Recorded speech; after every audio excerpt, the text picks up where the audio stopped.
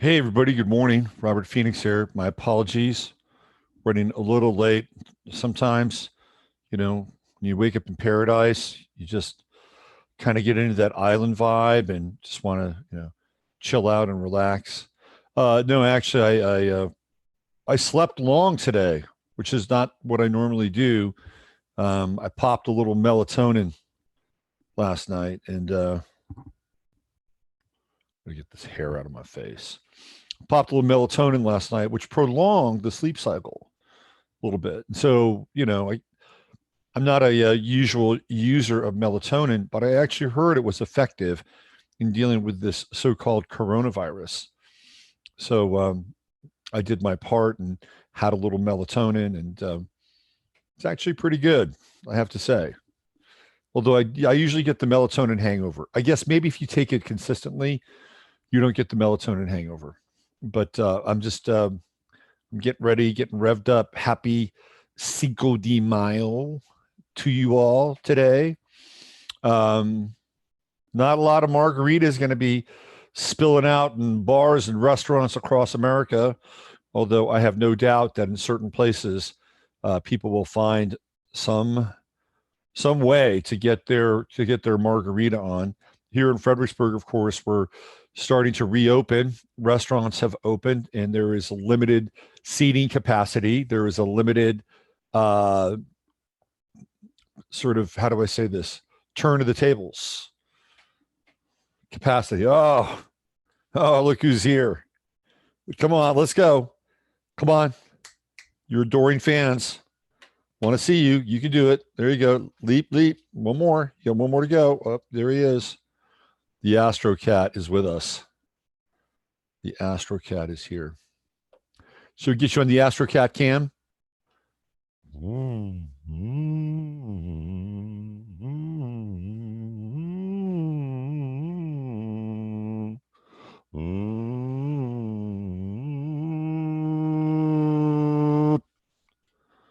All right. Jasper's in the house.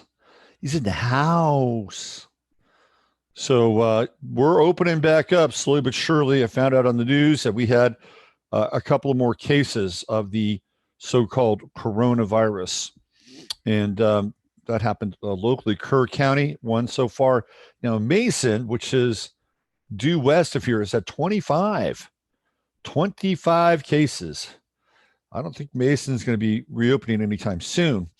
But I want to share a story with you that I heard on local radio, KTSA out of San Antonio, as I was cruising around yesterday. KTSA had this gal call in, a mother, and apparently she's the mother of a special needs child, and the special needs child was exhibiting some discomfort in their ability to breathe and stuff. And so she had a teleconference with there is not a your doctor, with a doctor, and the doctor said, after talking with her, that her son likely had a sinus infection.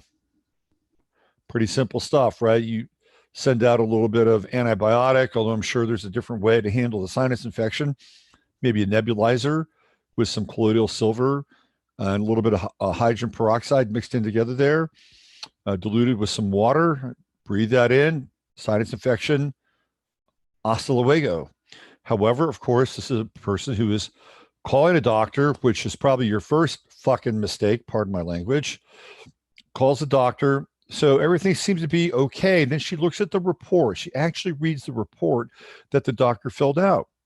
The doctor put on the report that the boy was likely suffering from the coronavirus, and his case, his medical case, was pending. This is true. This is a true story. So if this is one doctor, Jasper's shaking my hand. Nice to see you. Nice to see you. You cracked me up, man. He's the funniest damn cat. Anyway, if that's one doctor, another doctor is indulging in this practice so they can pad their corona stats, their COVID stats. So you can't believe the stats. You cannot believe the stats. I'm going to play some videos today. They're one is really disturbing. I'm not going to play the whole thing, but it's really disturbing. The other is one of the predictive programmed models that these cretins seem to completely indulge in, also known as the revelation of the method. We're going to look at two videos today that are one is it's odd. Okay, one is real, meaning that there's a person who is portraying, not portraying, there's a person who is portraying or sharing their experience inside of not one, but two hospitals practicing the same, for all intents and purposes, eugenically based healthcare, if you call it that, eugenically based death care, which makes it sound very much like fiction. It's like, holy shit, you can't make this up, but it's theoretically it's real. And then I'm going to play you something that was fiction, but is like based on where we are, so incredibly real, right? So the strange and odd juxtaposition of the times that we're in. Very strange. You know, I'm going to get into chat land in a second, say hi, and then we're going to do a little prayer of protection before we jump into everything today. But I was thinking the other day about what's going on with the so-called police and the so-called liberal or progressive mindset that demonize the police. They demonize the police during the run up to the election in 2016. Roughly from 2014 to 2016, Black Lives Matter was part of a nationwide operation that was being run out of the White House by Barack Hussein Obama. And if you haven't figured that out, you're late. You're a bit late, but it's okay. Better late than never. The so-called leaders of Black Lives Matter met with Obama in the White House on multiple occasions, including one D. Ray McKesson, who was the Black Lives Matter was run by, I think, 3 women and 1 guy, and D. Ray McKesson was that guy. And of course, D. Ray was batting from the other side of the plate. So I think he got access into the Obama White House a little bit easier, a little bit faster, if you know what I'm saying. Okay. So, so they were meeting with Obama. And what we saw during the run-up from about 2014 to about 2016, this was what the Obama administration was invested in. They were not invested in unity at all. They're invested in a big psychological operation, a Saul Alinsky-like operation. Freeze the target, divide and conquer, use race as a weapon. Okay, Jasper, what are you doing? He's making the new screen his bitch. You know, Jasper, you don't have to do that. You did that yesterday. You've already put your scent on that yesterday. He keeps putting his paw up, wanting me to shake his paw. So funny. Anyway, this is what was happening with the Obama administration, and I talked about it. I wrote about it. It was very clear to see. Very, very clear. So what happened as a result during that time? Police brutality. There was a new video. Some of these were even staged. There was one video where some guy was running away and the cop shot him. And I mean, there was so much like high, strange and craziness going on. Remember Santa Barbara and the incel attacks?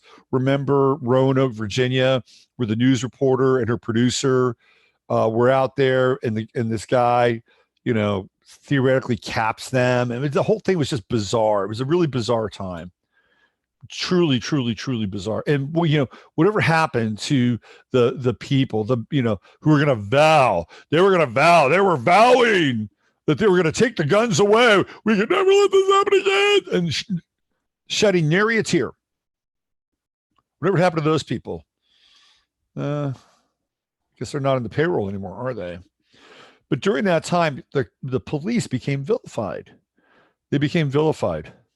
And on the right, you had people celebrating them. It's like, let's protect our men in blue. Blue lives matter, et cetera, et cetera, et cetera, right? Well, the script has flipped now because the people on the so-called right are watching the same group, their same beloved men in blue, have a how shall we say, more of a vested interest in locking them down.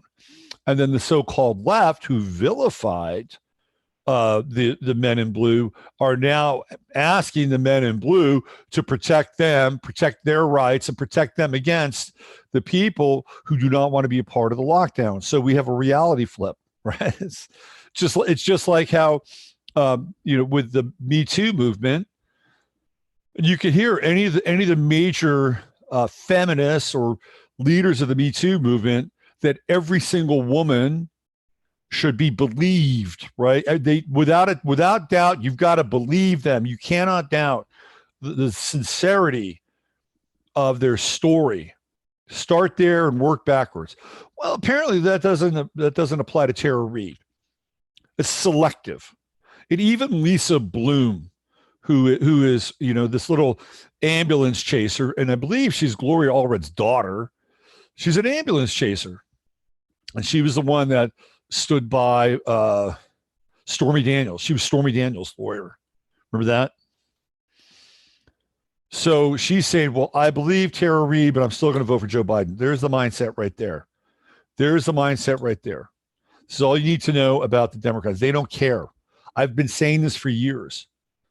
Joe Biden could be up there on stage, right? Just fondling a 9-year-old and smelling her hair, and they'd still vote for him.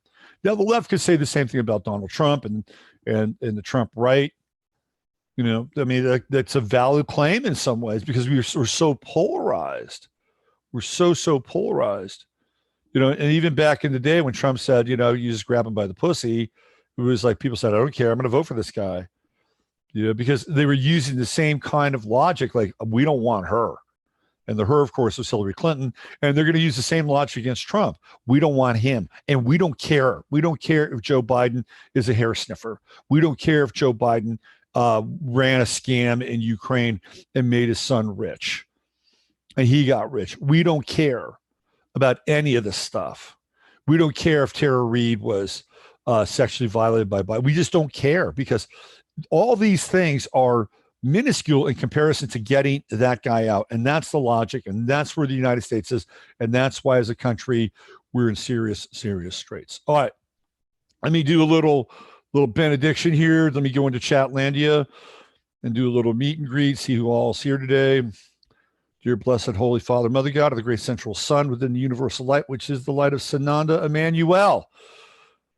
We give you this show today to bring forth the highest and best information possible, that only the truth may come through this channel, both literally and figuratively, and any residue and any karma that we all share together can be burned, clarified, purified, and cleansed so that we may move forward in greater truth and greater light. So amen. Okay, so let's get into a little Chatlandia. Let's see who's here now, because we're going to get into some heavy material. We got to clear the space out. We got Tamara. Hey, Tamara. There's JMP Love. Christine Mose. I promise, Christine, one of these days, I'll be an anarchist. Christine, I'm more of an anarchist than you know. Believe me. Some things are not left for public consumption. There's Natasha. What's going on, Natasha? Judy. Hello, Judy. Hello. There's Jennifer. Hey, Jennifer. Joan W. Hello. Ouija Dragon Moon. Good morning. There's my man, Uncle Glenn. The Crimmies are in the house. Joe Mama's here. Let's see. Dr. Berg says you should not take it because it shuts down your natural melatonin in your body. Well, I've heard two different stories, just like everything else, right? I normally don't take it. I decided to take it a little last night. Bring on the bootlegged. Yeah, right. Hi, Cindy from Canada. Nice to see you. There's Trish Christek. Hello, Trish. Jasper, you're making me feel nauseous. Jasper man. Let's see. JMP Love. That's what my doctor says also. DJMC in the house. What else? We got Tessa. Hey, what's happening? Tessa D77. I have a love-hate relationship with my Medipot. My man Steve Thor Mercer here today. Jacqueline Ray. Nice to see you, Jacqueline. Let's see. Joe Dimitri here. Who else? Donna 777. Lynn's in the house. I'll get arrested here for not wearing a mask. I went out yesterday with FUHO written on it. Good job. Luann's here. Hey, Luann. Catherine Kingsmill. Random. Had a class recently with an older woman named Marcia. She was the mother of the reporter who was dating the reporter, woman who was killed in Roanoke, Virginia. I don't think she was killed. Just my 2 cents. I don't think she was killed. Okay. She definitely seemed like an operative, and so did her dad. Light blue lives matter now. Light blue lives. Yeah. Let's see what else we have here. And Sidge. Hello, Sidge. I'll greet you at the anarchist door. Christine, there are things you don't know about me. Let's just leave it at that. That I think would firmly plant me. Look, I talk about things in a certain way. I talk about things in a certain way. And there are reasons why I talk about certain things in a certain way that are only beknownst to me. Only beknownst to me. All right. Well, I guess if you hung out with me off this YouTube channel, you might know. So the title of today's show is Mask. We don't need no stinking mask. I have an observation. And I have to preface this now. I have to preface this because I don't want it to sound racist. Okay? I don't want it to sound xenophobic. But of course, I'm here in Fredericksburg, Texas. The majority of the people in this town, we have essentially two ethnic representations. Essentially two, for the most part. We have the so-called white people, and we have the so-called Latino people. They comprise the majority of this town, which is very similar to a lot of towns here in Texas. We're near the border, and this place was started by Germans. And even when I lived in Austin, I'll say this: there were not a lot of African Americans in Austin, and where they were, which was on the east side, was getting completely gentrified. So they were, when I first went to Austin back in 1996, I was hanging out with this dude who lived on the east side. I'd go over to his house, and we'd have a beer, coffee, or whatever, and we talk shit, and But so I was actually in that neighborhood, and it's very different now, extremely different now.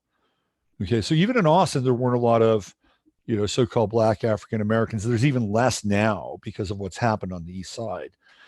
So this is the sort of the demographics for this town, and of course, I'm out and about. I move around. I go to HEB. Yesterday, God forbid, I had to go to Walmart. I don't like going to Walmart now. It's just like the Twilight Zone at Walmart. Okay, so I went to Walmart. So I go around, I see what's happening out there. And I'm always checking who's wearing the masks and who's not wearing the masks. And by the way, we've hit about 85% saturation on mask level here. And I have noticed, okay, this is the noticed, that the one group that seems to be not giving a shit about the mask is the Hispanic community.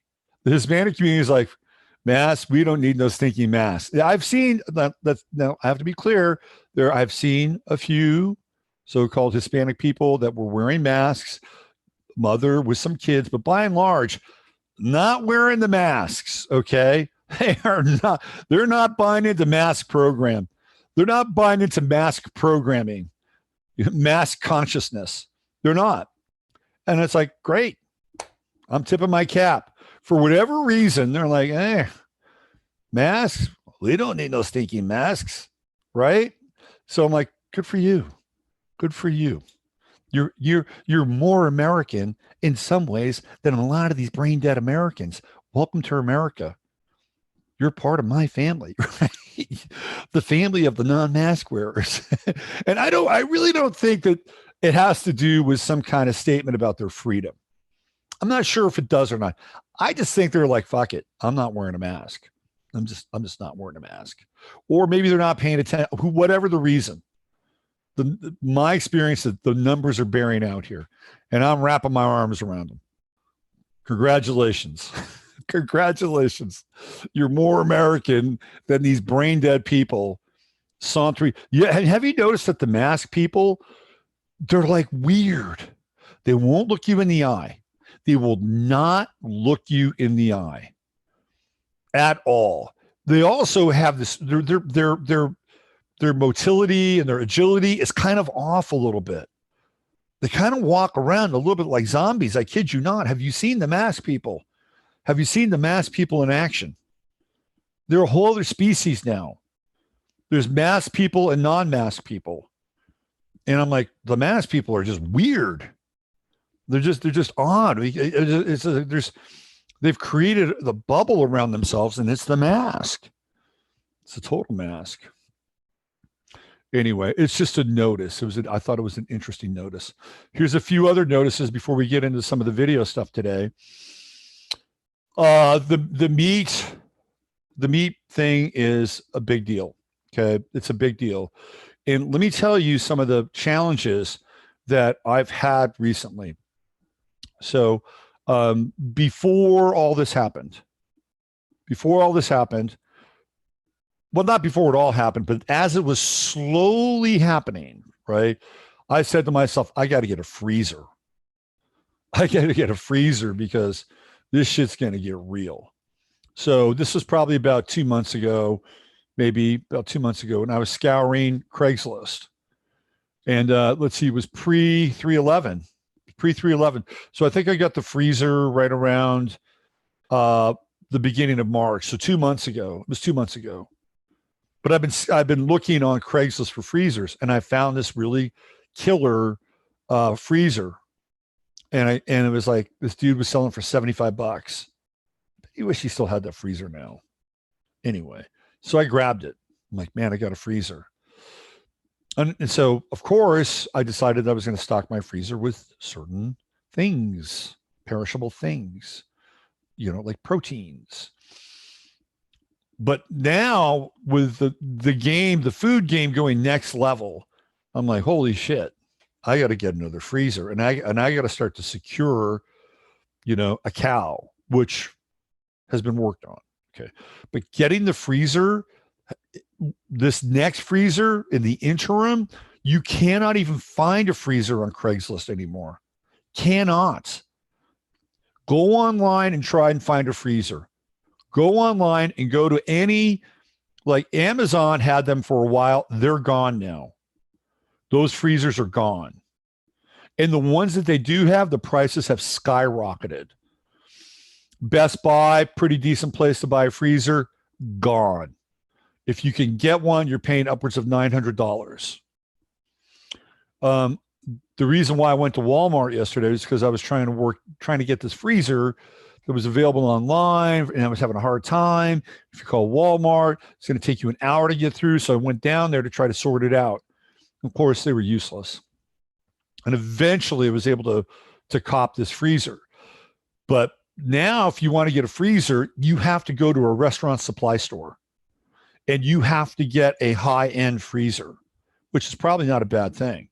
Like you can get a freezer that actually has a lock on it at these high-end restaurant supply stores. The challenge with those stores is that you'll get a great product, but it's going to cost you, close to $200 to get it delivered. And in a lot of cases, you'll have to actually pay for a truck with a lift so they can, drop it down, unless you have a loading dock. Maybe some of you have a loading dock. I don't know. So here's where it gets really interesting. Of course, I'm sleuthing 24/7. You see, when you guys subscribe to this channel and me, it's not like I turn this thing off at the end of, an hour and 20 minutes. Like I'm always looking for information. So you're actually contributing to my off time as well, believe it or not. Okay. So I'm here to give you the insight in the skinny as to what's happening on the freezer front, because I've been reading message boards about people trying to buy freezers. And there's this one guy who bought a freezer from Lowe's. Now, I went to Lowe's yesterday. I went to Lowe's in Kerrville because I kept trying to buy, I was looking at buying a freezer from Lowe's. So can't get it. You have to go into the store. So I drove down there about 30 miles away. I walked into their appliance section, not a freezer on the floor. You can get a really nice refrigerator with a freezer compartment, but not a freezer on the floor. Can't find it. So this message board that I was cruising on, this guy was talking about how he's ordered a freezer and it is not coming. And he talked to the guy at Lowe's and he said, "Hey, what's going on in my freezer?" He says, "I've never seen anything like this before. When I go to the warehouse, it shows we have plenty of freezers, but they're not coming here on the trucks." So somebody at a high level inside of Lowe's is making a top-down decision to not deliver those freezers. Another story, a guy went into a Lowe's in California and asked the same question about getting a freezer. And he says, "We're not selling them because we want to discourage people from hoarding." Okay. Freezers encourage hoarding practice. Now, I don't know if this third part is true, but again, part of the chatter was I had heard that the CDC had bought up a shitload of freezers. You cannot, it's nearly impossible to get a freezer now. And if you're going to get one, you're going to pay upwards of $900 for a freezer. So why is this happening? Well, it's happening because there is an assault now on food. And I've been talking about this as an assault on the meat, especially the meat packing industry. And Tyson and Smithfield, these are two companies now. One is owned by the Chinese. Smithfield is owned by the Chinese. And that's all you got to need to know. That's all there should never be another transaction allowed with the Chinese ever in this country. Okay. Like that shit has just got to be shut down. It has got to be shut down.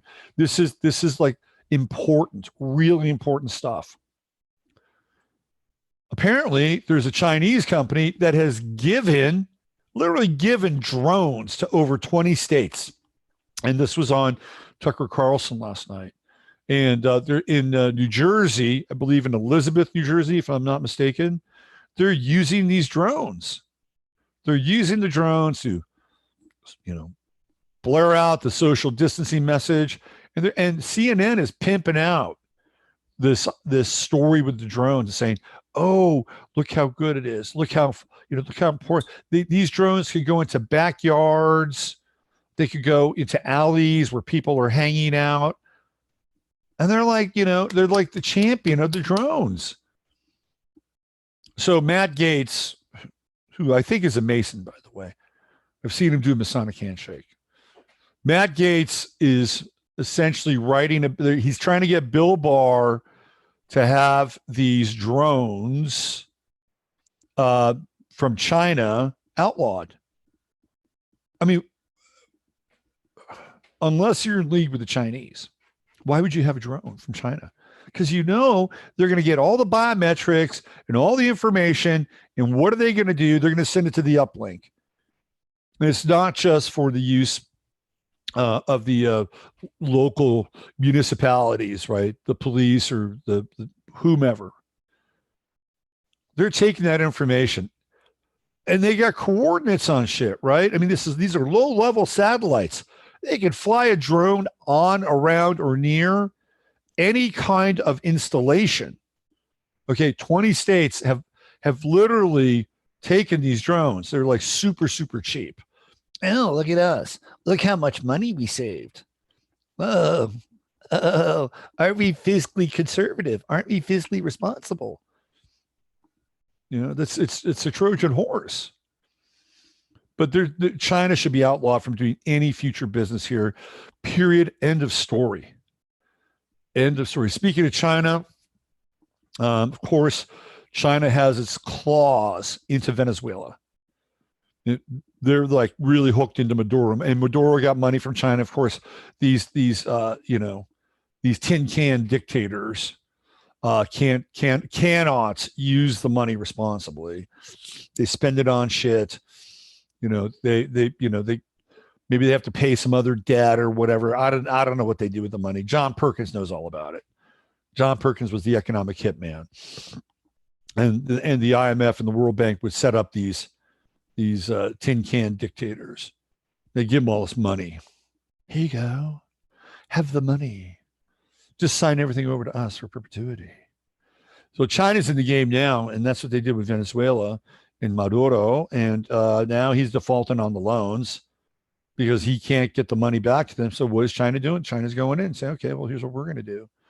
We're going to come in, we're going to do this, we're going to do this, we're going to do this. We're going to be involved in your infrastructure. We're going to set up 5G. We're going to create a card. We're going to create the biometric identification card. So the United States, along with their pals in the Middle East, have been trying to stage a coup in Venezuela for the last couple of years. And apparently some American mercenaries were caught. And then they were paraded down the streets of Caracas. Like, that is not a good look. That's just not a good look. So we're involved in a war, internecine conflict, proxy, war by proxy on another front in Venezuela. This gets back to China, by the way. But we've got to disassemble from China. It's pretty clear. I'm trying to get this guy on the show who's got this like incredibly hot 60-minute viral video called the AI Organization. His name is, I believe, Cyrus Parnas. I think that's his name. And I've been working with Steve to try and get him on the show. It is probably one of the most terrifying videos you'll see this year. But what I like about the video is that this guy who spent hours and hours and hours and hours and hours researching all this stuff also understands that there's a spiritual component to these times that we're living in. And this gets back to the conversation I was having with Sonia on Friday, and that, now the stakes are really, really high. Now is the time where we have to come online, and there are certain things as individuals that we have to really address in our lives. And this is some of the stuff I've been talking about for the last couple of years. So I'm going to try and get him on the show. Anyway, bringing us back to the meat piece. Apparently now, Bill Gates has seeded whatever's going on in the meatpacking plants. He's seeded this virus or whatever this thing is, because this thing is a thing, by the way. It's a thing, and it's a non-thing as well. It's a thing and a non-thing. What do I mean by that? Well, it means that, like, when they talk to the doctors are checking the boxes that corona, and there are people that have passed away due to Alzheimer's, but they're checking that box. It's like that kid I was talking about, about 15 minutes ago, whose mother had the telemedicine appointment and all of a sudden checked the box. What's going on with him? Oh, wow, he's got a sinus infection. Then she looks on the paperwork. Oh, he was classified corona, and it's pending. Like, his case is pending. You see, so that's a non-thing. That's a non-thing. But there is a thing happening. And I think the thing that's happening is something that this guy, Charles Lieber, worked on at that laboratory in Harvard, at that laboratory in Wuhan, in cahoots with North Carolina and the University of North Carolina and the level 4 lab in Manitoba, right? So these are the points, the network points of this stuff. And I think that what they were working on was something that has to do with synthetic biology. And that whatever this thing is, it is not going to, it may have traces of the quote unquote corona virus in it, because the coronavirus is ubiquitous Started showing up in the radar screens in the 1970s. Oh, well, this is this thing. Oh, here we go. Number 19, Corona 19 or COVID 19 for 29, whatever, right? So, but there's something different about it. And this is where 5G actually comes into play because it feels like, so there's this, the theory that Andrew Kaufman and a lot of other, people that are attuned to this sense that the body has a response towards electrification. And when the body has an overt amount of electrification, the cells excrete toxins to cleanse the body. The body is under attack. The cells excrete the toxins because there's a toxic response, whatever that stimuli is. By the excretion of the toxin, it also kicks in the white blood cell function. The body's amazing, by the way. This freaking body is amazing. I mean, if you think about the body, it blows your mind. When you really get down into this thing, the body, it blows your freaking mind. Yeah, there's limitations to it, but the systems inside the body are just like, off the charts. So yes, I mean, we've seen this. I mean, there's the pattern, right? The pattern since 1918 and the so-called Spanish flu, and then the ubiquity of electrification on the planet. And every time there's a new level of electrification, we have a new kind of immune response to it. Now, that said, I also believe that whatever this thing is, 5G may trigger that toxic response in the cells, the excretion of the exosomes, right? Okay. However, that said, I also feel like what 5G probably does, and even the signal in your router or maybe even your cell phone, is that it activates this thing, whatever this thing is, which I believe is a hybrid. It's a hybrid between something that's biological and non-biological. And that thing gets activated and then is deployed at certain parts inside of the body. So that's why I believe we also see cases where things are switched on, or it's like all of a sudden in one place, boom, something happens. Now, is that thing communicable? I don't know, because there have been stories where somebody has been tested and has had the symptoms, like the really brutal symptoms of whatever this thing is.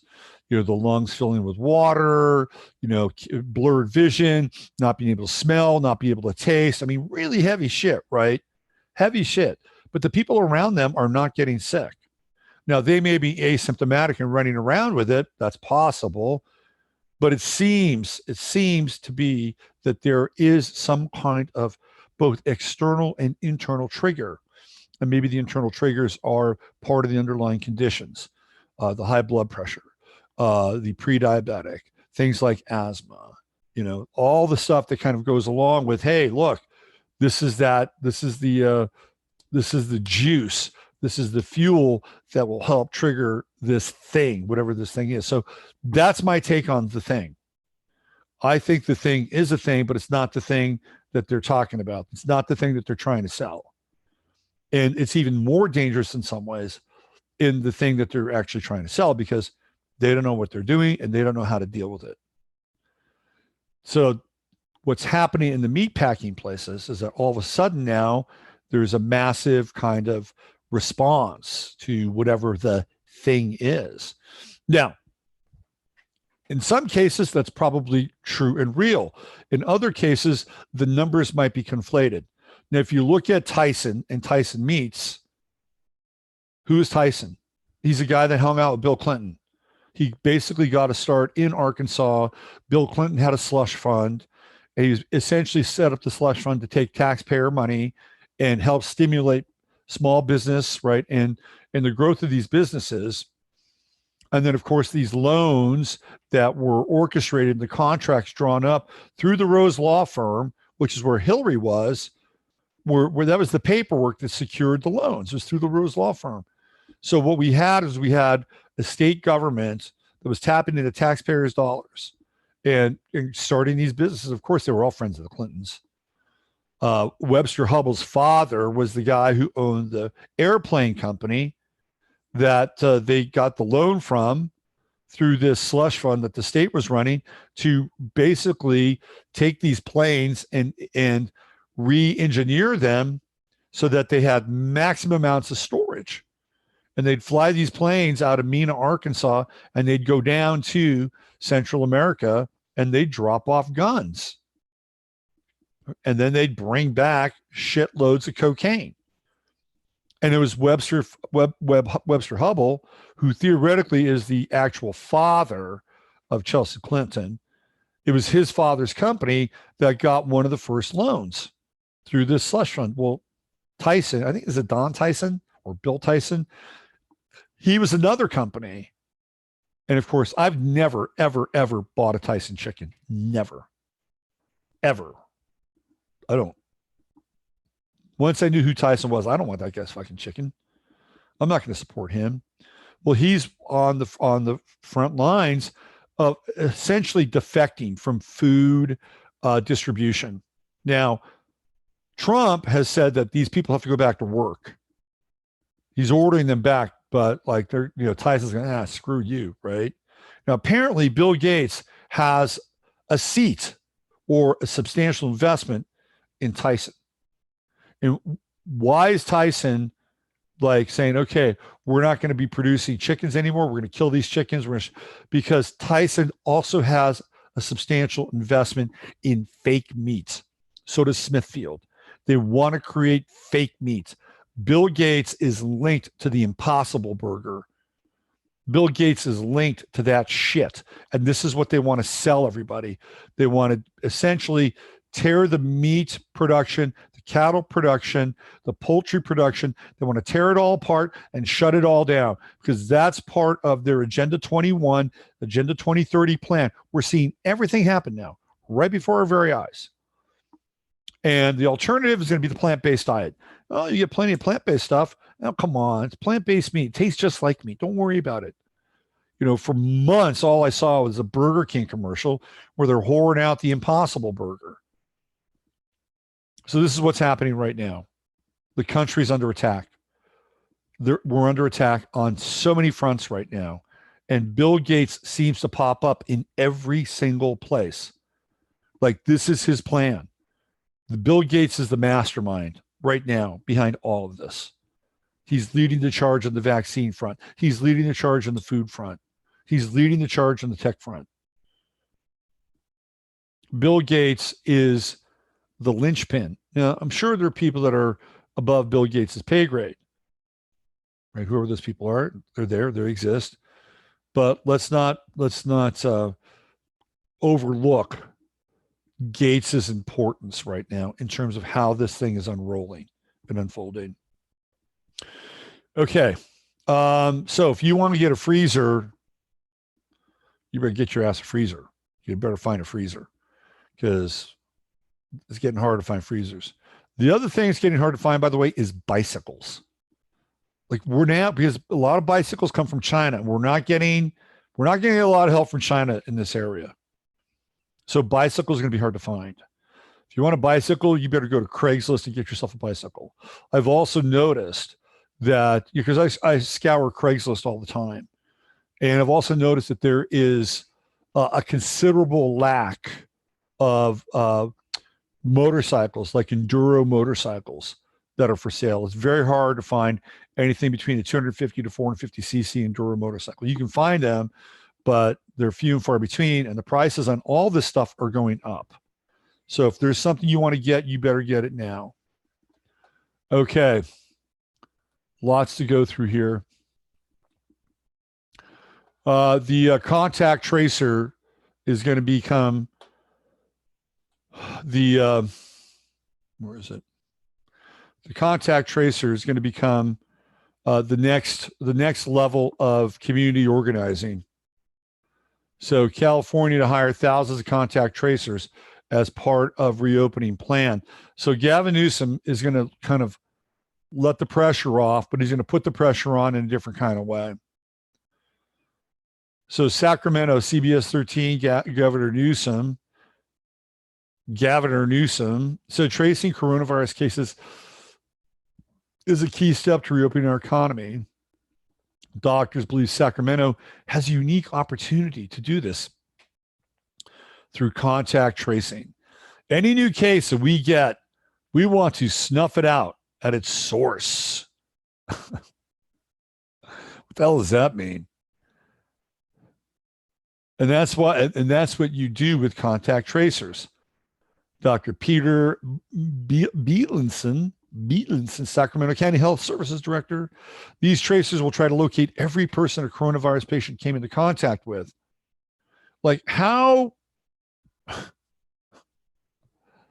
like they could basically say that somebody who has coronavirus came into contact with you.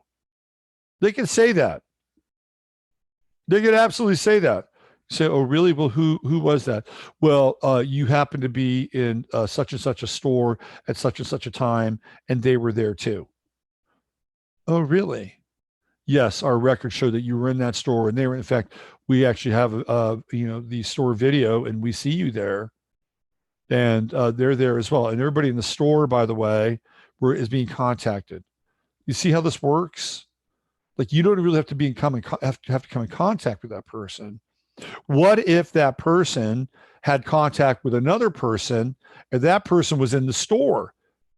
Even though you didn't have any contact with the person who theoretically had coronavirus, whatever the coronavirus is in the first place, they were in the store and you happened to be in the store.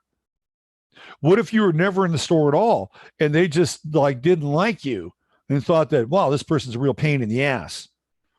What are they going to do? Oh, hey, look, so, we've got you in a contact. And how deep is the chain, by the way? Is it 6 degrees of Kevin Bacon, 7 degrees of Kevin Bacon, 8 degrees of Kevin Bacon? How deep does the chain go? Now it all becomes very arbitrary. And then what do you do in the moment? Can I see your contact tracing list? Can you show me the coordinates?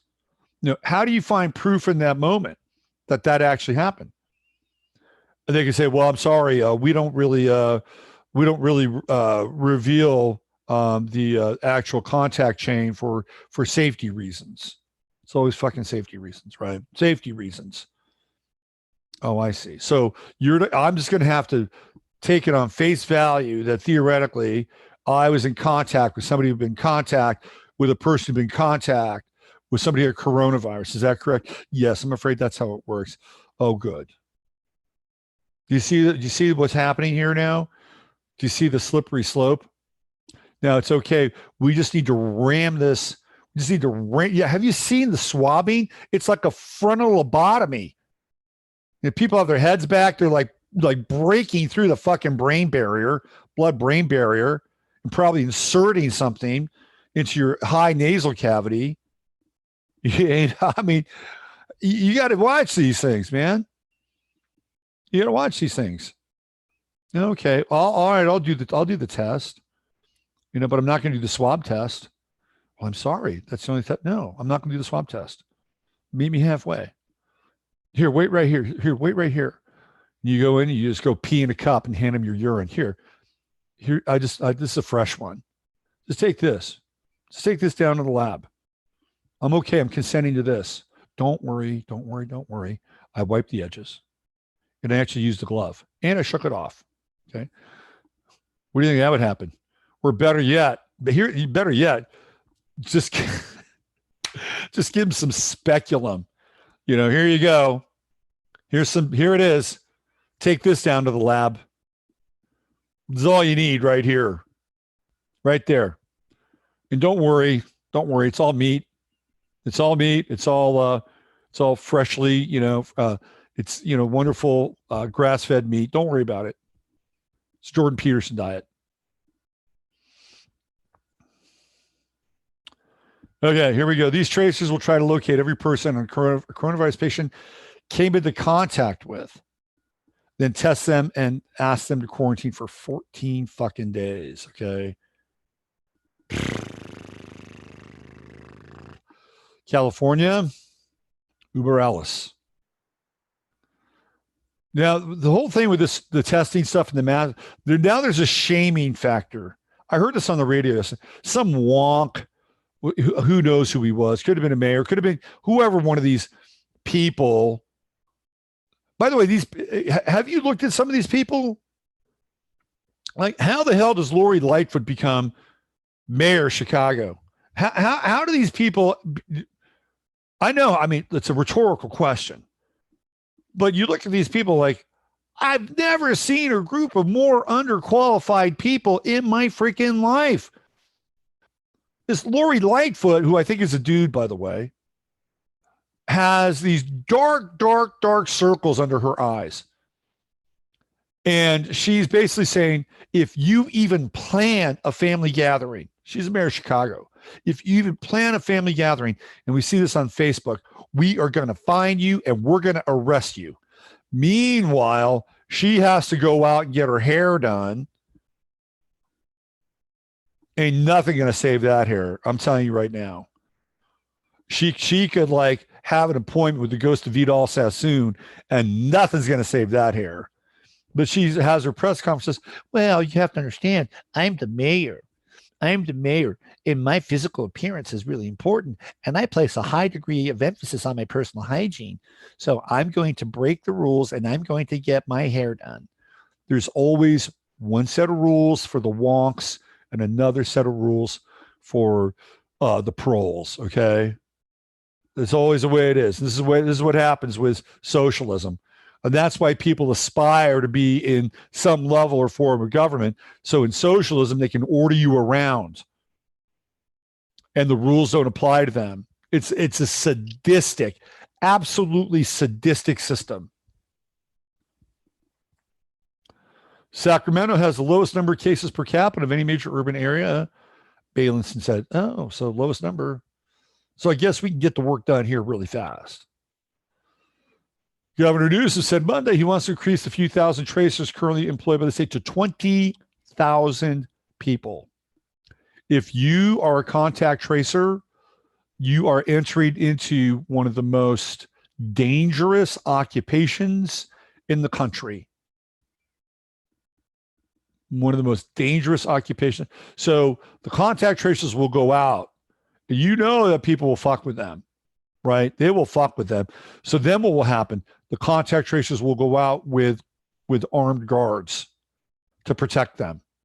That's coming next, right? That's coming next. And when that happens, what's going to happen? Shit's going to escalate. It's going to escalate. Online contact tracer academies. Career opportunity as a contact tracer. Oh, boy. Sponsored by UCL and UCSF. Start Thursday.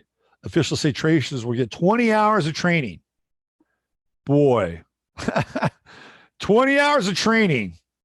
Don't you feel really safe with somebody who's coming around and is going to look at your background, look at who you've been with, and check out your cell phone data, and they've gotten 20 hours of training?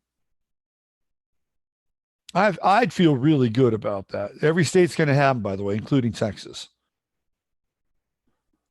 Karen White, hey, there's always a Karen in the mix now. Karen White with UCSF is organizing one of these academies. Isn't that interesting? You guys know the term Karen.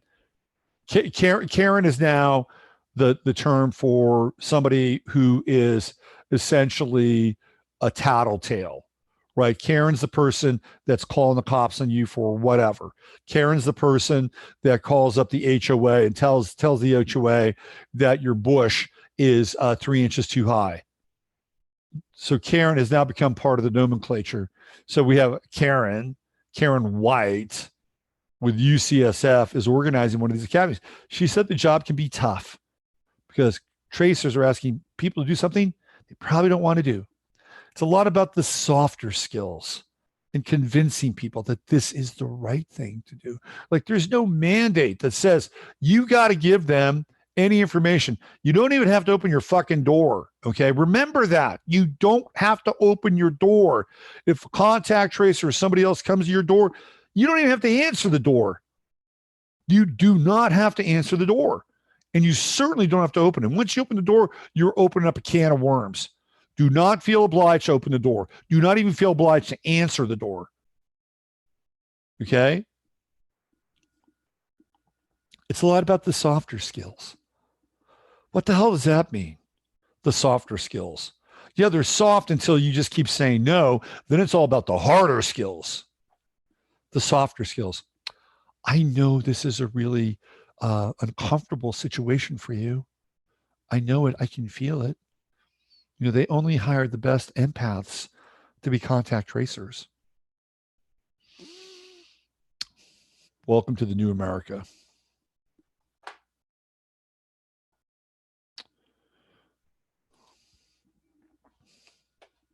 Now, not every public official is responding with the same kind of desire to carry out the orders of their socialist communist masters. The sheriffs are very interesting here. Now we're going to come up on an election cycle, and you know that the sheriff is the only elected official. Sheriffs are elected, not like police chiefs. Police chiefs are promoted from within. The sheriff is an elected official. They actually have more power than the governor. We're coming up on another election, and you know that there's going to be a wave to get new sheriffs in. You know, they're going to want, you know, their pink / purple / commie red sheriffs in so that they'll do exactly what the governor tells them to do. Okay. So if there's an election coming up, and I know that theoretically voting is not good on a local level, if you know a sheriff and you know the sheriff is good and has worked out well for you, you want to make sure this person doesn't be a guy, could be a woman. You want to make sure that you support them, support your local sheriff. There was a movie called that with James Garner. Okay. Because if you don't, if you say, okay, it doesn't fucking matter, whatever, then you're actually giving them consent on some level to use their system to take somebody out. And if there's somebody that's important in this whole thing, it is the sheriff. Okay. It's the sheriff. An extended stay-at-home order issued last week by Arizona Governor Doug Ducey is not going to make 2 Arizona sheriffs change the way they go about their jobs.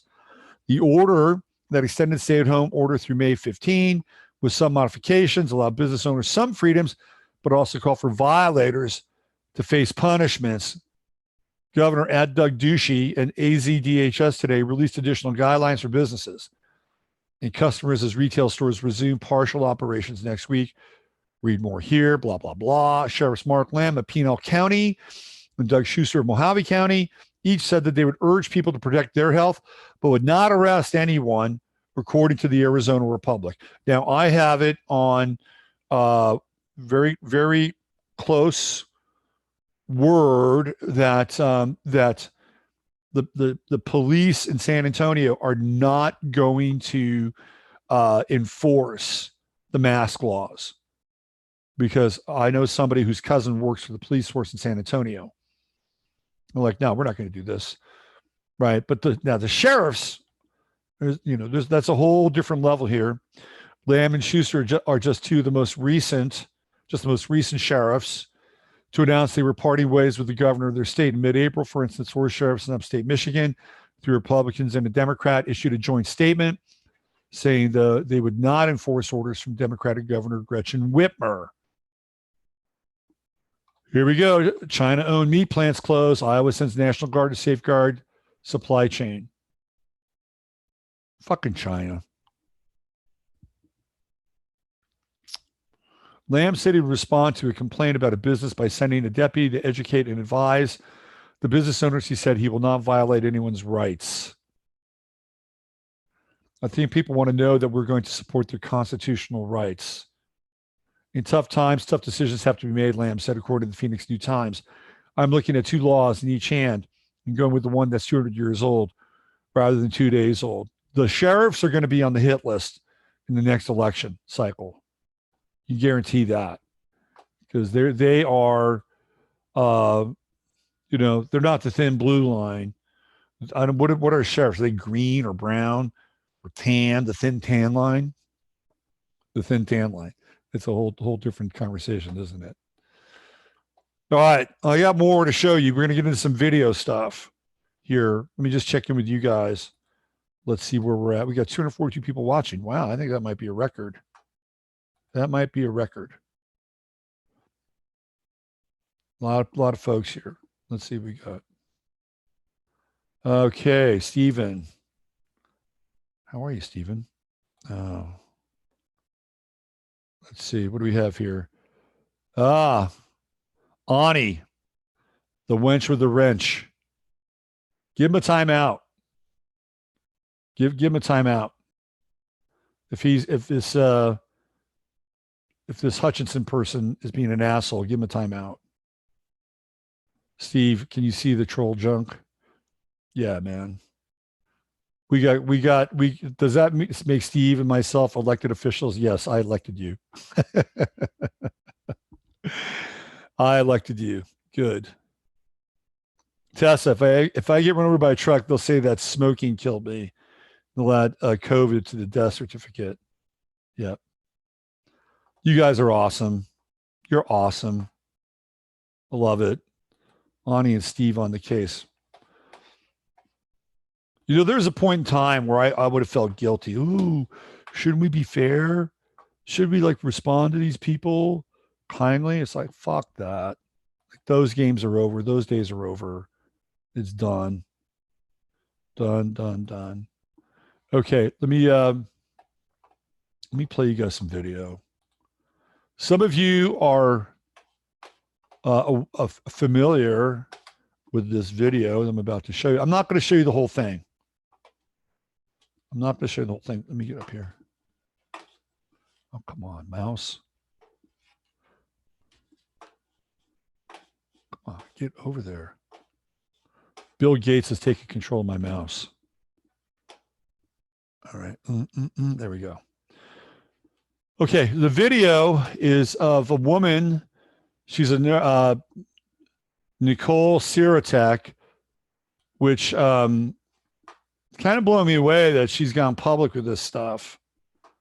I'm not going to play the whole video, but I'm going to play probably maybe 5 minutes of it. Then I'm going to play you another video. So let's get into this. You guys, a lot of you guys, because you guys are switched on. You're switched on like Donkey Kong.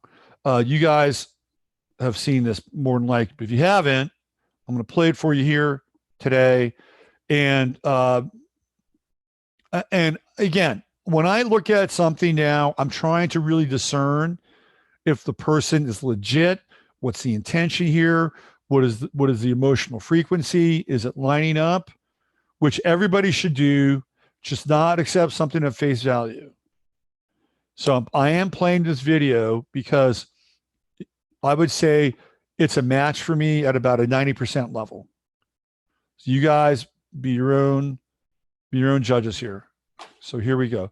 And her ability to articulate medical procedure is one of the things that, in my mind, really gives her some legitimacy. Here we go.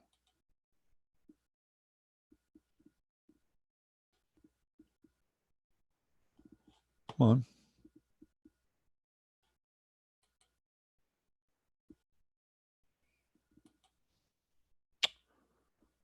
Hey everyone.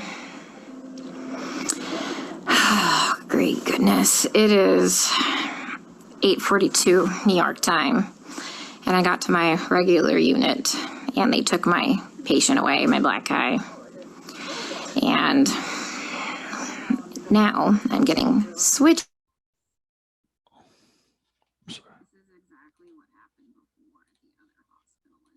As soon as I told somebody, like management, and tried to advocate for my patient, they take the patient away from me and then they move me.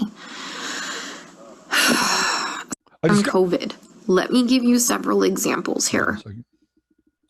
Because Okay, I just have to stop for a second. I thought it was odd that she said they took my patient away from me, the black guy. I'm like, okay, maybe she's making a point here, that they're targeting certain individuals. And that would be fair. Okay. That would be fair. But I just thought, again, this is the stuff that goes on in my head, so I can discern that I'm not being played by an emotional signal. Right. If that's the case and that's true, then perhaps we can see this from a different perspective. That if this is indeed a eugenically based program and we're lionizing these people now inside of these surgical emergency room theaters, that this takes on a very different resonance. But I had to like run that through my brain. Like, why did she mention race here? And she mentions race again coming up. So I'm trying to like sort through this. You know, is there an agenda here? Or is this just somebody who's like pointing something out and standing up for something that she believes in? So again, these are tools that we need to develop. And in my estimation, discernment tools. Okay, so here we go. I'm gonna continue to play this. You know, wasted my time advocating for a fucking patient who's just gonna die anyway. You know, and sure enough, they take the patient away from me, and then almost 2 hours into the shift, they switch me units. This is exactly what happened at the other hospital when I was advocating for the little Hispanic lady. You know, guys, here's the thing. Let me try and put things into context for you, okay? I know not everybody's gonna live. I'm not that fucking green or ignorant or, you know, bright-eyed and bushy-tailed to think that, okay? I know we're gonna have a shit ton of people die. But these people aren't dying from COVID. Let me give you several examples here. An anesthesiologist intubated the patient's, like, I think it was right, bronchi and of a patient, and they couldn't get the sats up, and for about 5 hours, like, we were waiting on a chest x-ray to confirm that the placement was wrong. And in the meantime, while we're waiting for that, we've told the anesthesiologist that it was placed wrong, because like literally only one side of his fucking chest is like inflating. He dies. Okay. A patient had a heart rate of 40, and the resident started doing chest compressions on him, which is not what you do. You just externally pace them, or you know, give him some atropine. And then, you know, I run in there to stop him from doing chest compressions on somebody with a fucking pulse. And then he decides to push epi. He throws some pads on him to defibrillate the guy in bradycardia. Okay, he has a heart rate of 40 in a stable, you know, bradycardic rhythm. We just need to give him some atropine and pace him. He fucking defibrillates him and kills him. And I was literally ran out of like the patient's room to get like the director of nursing who was standing out there. And I'm like, can you stop him? He's going to kill that patient. He's going to kill that patient if he defibrillates him with bradycardia and a heart rate of 40. And the director of nursing just shook his head, and I turned around and he killed the dude. Okay. There was a nurse who placed an NG tube into some guy's lungs and filled his lungs with tube feeding. There was a nurse who confused a long-acting insulin with a short-acting insulin and gave 30 units of a fast-acting insulin and killed the guy.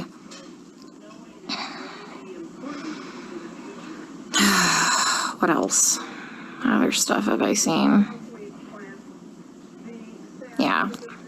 It's just here they're just gonna let them rot on the vent. They're medically mismanaging these patients. And like, I'm not a doctor, guys. I'm not professing to be a doctor by any means.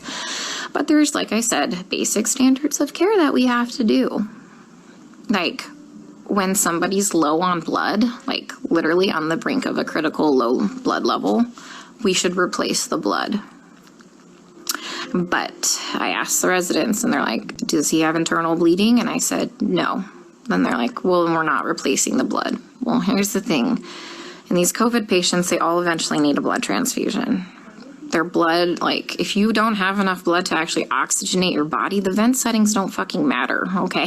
They don't matter because you have no oxygen carrying capacity of your blood, okay? I told you about the patient where like all that like purulent drainage just kept seeping into his lungs because the ET tube cuff was leaking and nobody has a fucking manometer here to check the pressures. And I finally figured that out. And I kept saying, hey, you know what? His white blood cell count is steadily like, you know, we're having a problem with it. Like, do you want to start some antibiotics? No, well, does he have a fever? And I said, no, he doesn't have a fever. They didn't want to start antibiotics. Day shift nurse finally got a chest x-ray. He has full-blown pneumonia now. Like, I've been telling them this for a while, but because he didn't have a fever, they didn't want to give him antibiotics. We have a nurse who, like, fell asleep at the fucking nurse's station while we were all in rooms, and her norepinephrine ran out, and the guy had no fucking blood pressure and didn't perfuse his brain, and I'm pretty sure he's brain dead.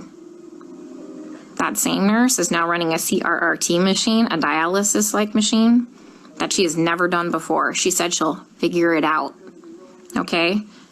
I'm pretty fucking smart, and I figure a lot of shit out, but I would never attempt to try and figure out a CRRT machine on the fly. Like, we are adequately staffed. There's a shit ton of staff in there, like, and we have a nurse who does CRRT in there. She has a different patient load. We told them, like, hey, let's just swap these nurses so the one that knows how to work this machine can work this machine, but they didn't want to do that. So I'm pretty sure that patient will be dead here in a couple hours. And this is why I freaked the fuck out yesterday. Because nobody is listening.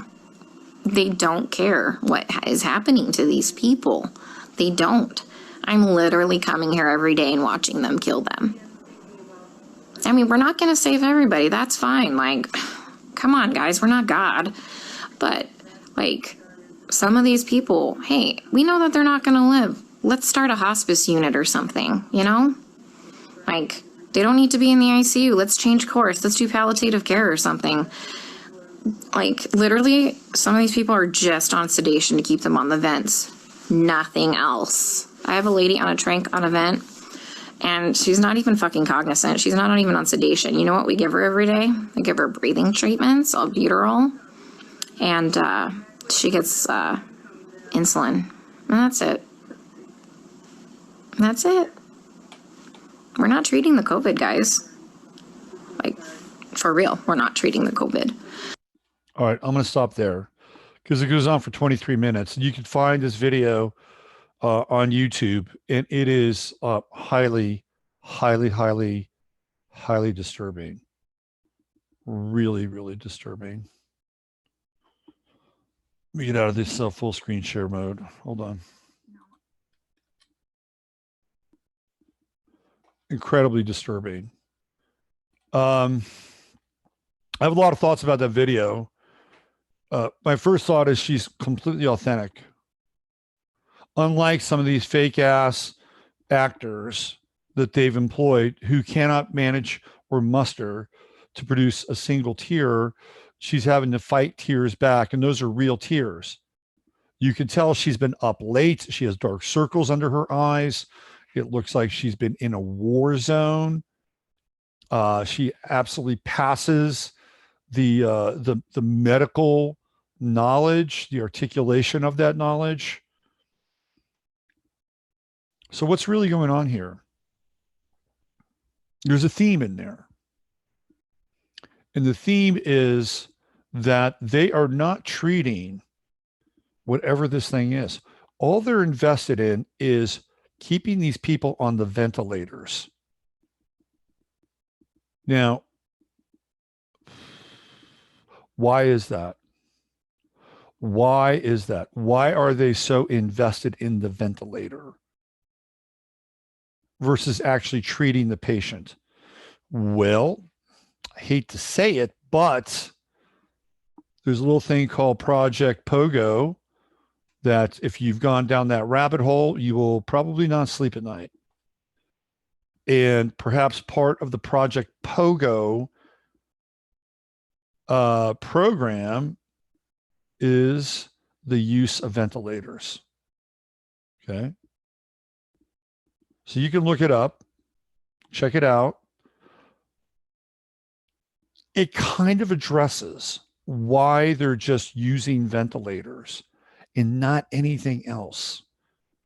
And they're not even using the ventilators well, which in that situation, it looks like these people are part of some kind of a death panel. That's a horrific video. No matter how you slice it, no matter whether Project Pogo comes into this thing or not, that's a horrific video. And that video needs to get to certain people so they actually see what's going on. I mean, that's a total Jacob's Ladder-like situation that's happening.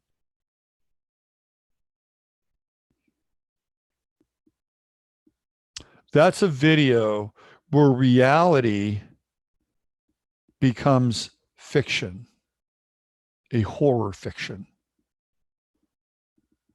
That would be one of your worst nightmares, to go into a hospital for something and all of a sudden you're a guinea pig. And that's really what she's talking about.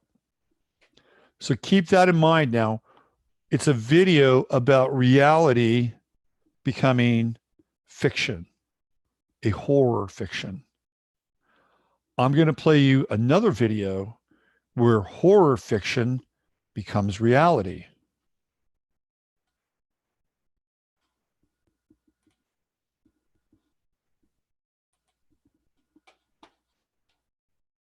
This is from the TV series The Dead Zone, based on the movie, based on the Stephen King novel.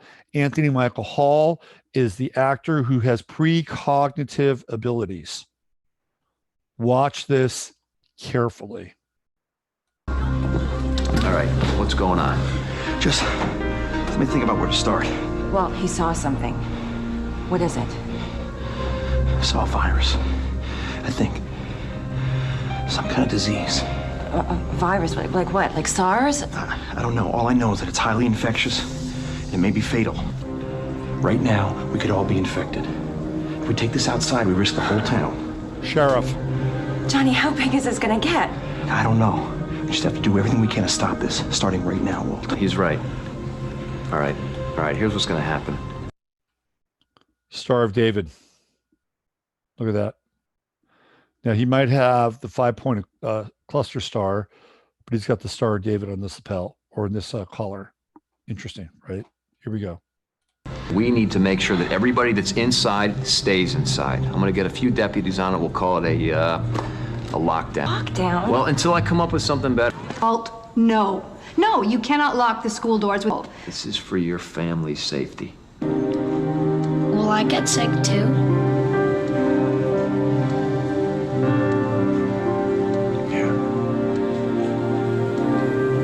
Maybe we should wear masks. What difference does it make? According to you, we've already been exposed. Let's get one thing straight, Mr. Smith. I'm responding to political pressure. You have no reason to be scared. Let me ask you something, Amy. Animals. You've been around any animals in the backyard, even, let's say, a skunk, a raccoon?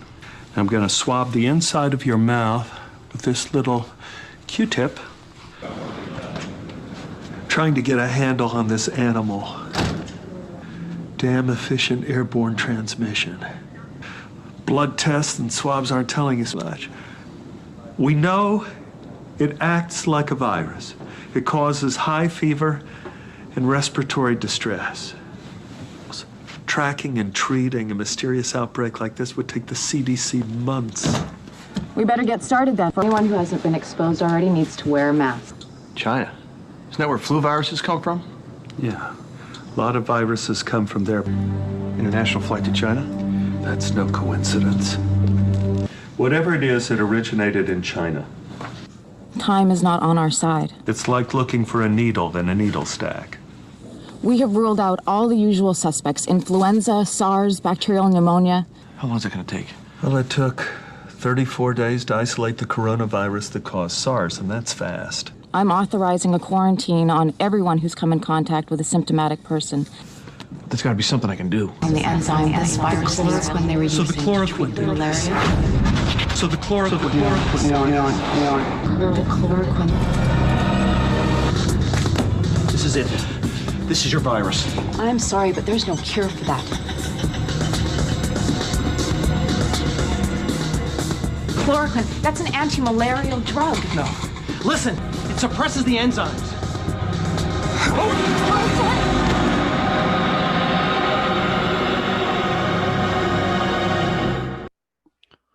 Revelation of the method. I want to go back to that board really quickly here. So we can find this thing. Okay, of course, we have this woman, and she is a woman. And she is demanding and ordering a quarantine. So let's keep going here. Time is not on our side. It's like looking for a needle in a needle stack. That's really kind of stupid. If you look for a needle in a needle stack, you'll find a fucking needle. We have ruled out all the usual suspects: influenza, SARS, bacterial pneumonia. How long is it going to take? Well, it took 34 days to isolate the coronavirus that caused SARS, and that's fast. I'm authorizing a quarantine on everyone who's come in contact with a symptomatic person. There's got to be something I can do. And the enzyme S viruses when they reach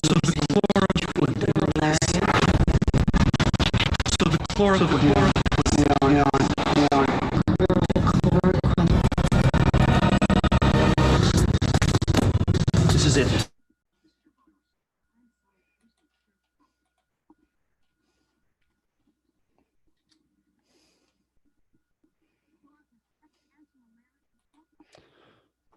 So I'm getting a little weird shit here, but I got to show you this one part.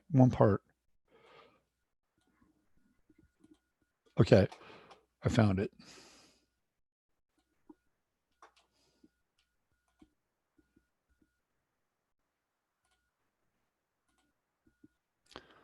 Okay, so you notice this right here, Logan Airport.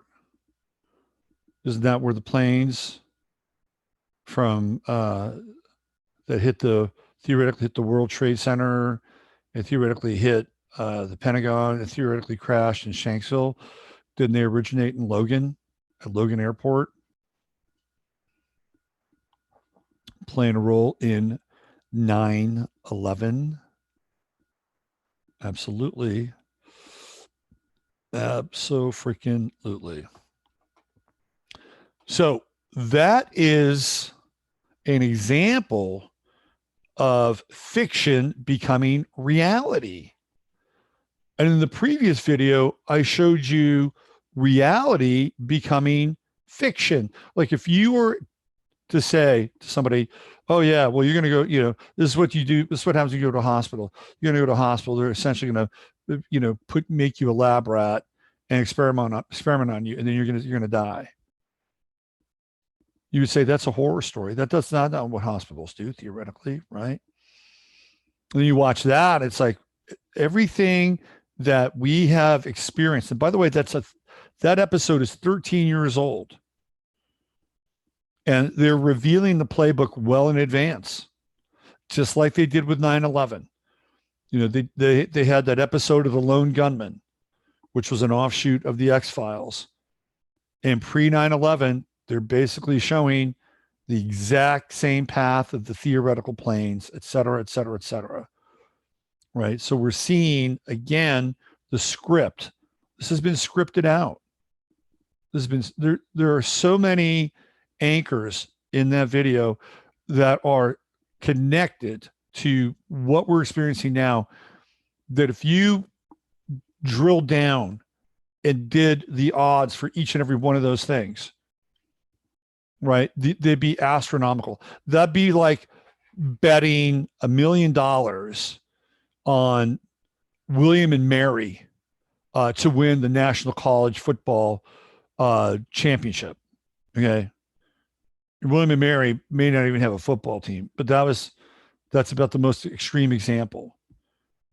I mean, each one of those points is a freaking bullseye, chloroquine, right? Chloroquine, China, talking about SARS virus. Everybody's got to wear masks. It's all there. That is called the revelation of the method. And they script reality, and they're showing you in advance what's going to happen. And if you don't pay attention, and if you're not, decoding the symbols, then it's your fault, because we showed you what's going to happen. And I like the Logan Airport reference. By the way, Ned Ryerson from Groundhog Day shows up as an epidemiologist. Very serious role for Ned Ryerson.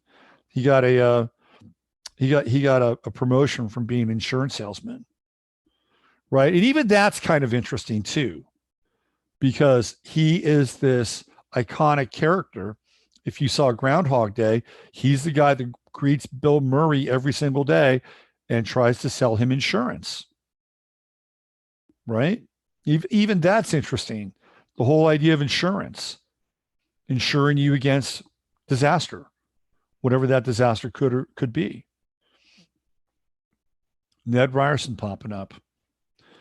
So I just wanted to show you a couple of those videos because it really gives us a kind of an amazing breadth, an amazing breadth of the type of reality that we're living in now. And I feel like it's incumbent upon us, to step up and be able to disentangle, these so-called realities. Because that's what I do. That's, and this is what I do here on a daily basis. And I know a lot of you do as well, because these are really important times, very, very important times. And I'm going to try to get this guy, Cyrus Parnas, on as a guest. It's pretty out there, and the information is pretty out there.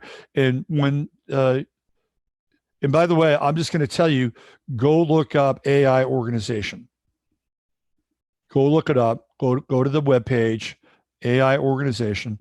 Watch the video. It'll show you what we're engaged in right now. Right now. Not next week, not next month, not next year, right now. And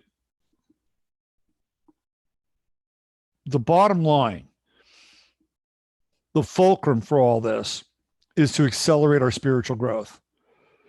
To accelerate right now, this very moment, each and every one of you, to accelerate our spiritual growth so that powers greater than the ones that the Dr. Frankensteins of this planet have access to. You got to wrap your head around that now. You got to wrap your head around there are powers far greater than their technology. And it may seem like there is not, but we're in a David and Goliath. We're in a David and Goliath kind of battle for the soul of not just each and every one of us, but the planet and the entire universe itself. We're in the front lines of holding the line of this idea of the soul in the universe. That's my takeaway. So the acceleration process has begun, and you got to get online. You got to get online. You got to think on multiple levels right now. I was talking with a good friend of mine. You got to have a plan A, you got to have a plan B, you got to have a plan C, maybe a plan D. You have to process information at a very rapid rate. You have to multitask, not only this body, but other bodies, your subtle body. This is it. This is it. This is game time. And people are coming online. And, yesterday I played that video of the doctor from San Diego area up in Sacramento getting switched on. And you can't necessarily factor that in. These are the variables. These are the variables of the spirit that at the end of the day are our allies. So do your best not to succumb to depression. Do your best not to succumb to fear. These are really important things. If you got to grieve, you can grieve. Grieving is important. Right? Grieving is real. That nurse, Nicole Sorotek, she was grieving. You were seeing grief in action. That's important. But try to stay up. Stay up for yourself, stay up for other people, right? You got to stay up for yourself though. Do your best not to give into despair. All right. Let me check in with you guys as I begin to transmigrate out of here, get on with the rest of my day. Let's see. What else do we have? Tonic water contains quinine. Yes, it does. Yes, it does. What else do we have? Emerald V's got some great info. Kevin Stick Evers freaked out. Skull on Warhol's shoulder. Good catch. Trump was out in office to close the deal. What else? It must be a Simpson episode like that too. Let's see. Skull. One time I saw a tribute to 9/11 at the Boston Logan Airport. The tribute flag is above gate C-19. Whoa! Good catch. Good catch. Mind-blowing. Mind-blowing. Powers that be play the long game and they shove it in your face as satire. Please stop making people more stupid. I think it's the other way around. They get the ideas from fiction. I think fiction is used to program. Revelation of the method for sure.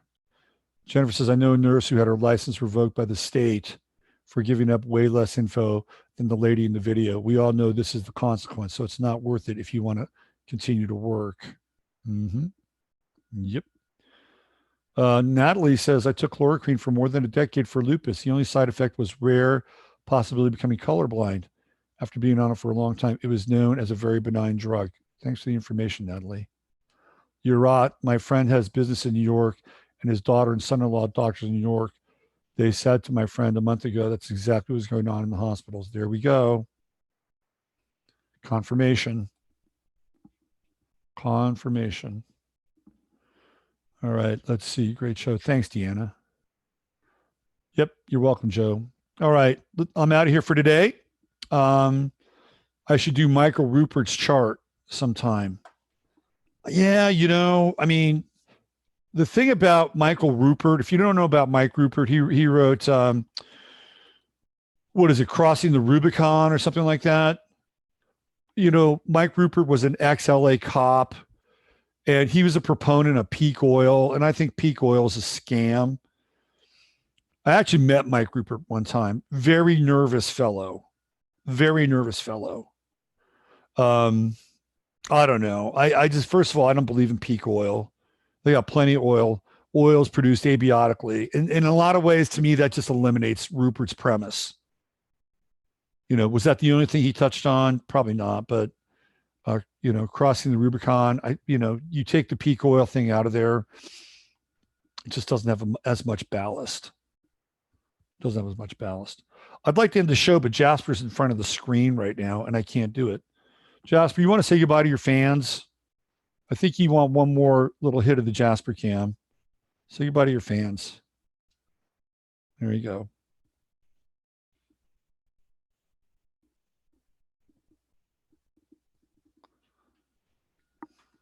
Jasper in paradise. All right, everybody. Chatlandia, whoever's watching, love you.